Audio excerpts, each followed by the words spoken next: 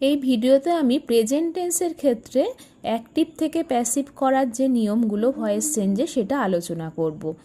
প্রথম হলো simple present tense. I play football, এখানে অবজেক্ট হলো ফুটবল, তাই এটা সাবজেক্ট হয়ে প্রথমে বসে গেল। যেহেতু এটা প্রেজেন্ট টেন্স তাই প্রেজেন্ট টেন্সের বি ভার্ব ইজ বসলো এবং প্লে প্লেট প্লেট প্লেট বসলো বাই মি। মিটা কেন হলো? আয়ের সাব অবজেক্ট ফর্ম হলো মি, তাই মি বসে গেল। তাহলে I play football, football is played by me. সেকেন্ডটা হলো present continuous tense. He is reading a বুক, এখানে আ বুক হলো অবজেক্ট, এটা সাবজেক্ট হয়ে বসে গেল, তারপর বি ভার্ব বসলো ইজ। আর কন্টিনিউয়াস টেন্সের ক্ষেত্রে বিং আনতে হয়, BEING বিং আনতে হয়।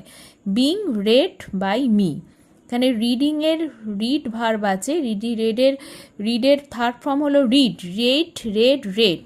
স্পেলিংটা একই বাট প্রোনাউন্সিয়েশন আলাদা। তাহলে সাবজেক্ট প্লাস তারপরে হলো বি ভার্ব বসে, তারপর বিং আনতে হয়, তারপর ভার্বের থার্ড ফর্ম হয়, এখানে রেড বসলো বাই হিম, মানে হিটা অবজেক্ট হয়ে হিম হয়ে বসে গেল।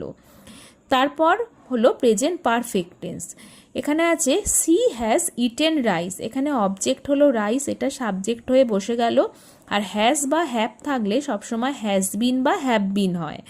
তারপর ভার্বের থার্ড ফর্ম ইটেন আছে, ইটেনটা হলো ভার্বের থার্ড ফর্ম, সেটাই বসলো। তারপর বাই, সি এর অবজেক্ট ফর্ম হলো হার।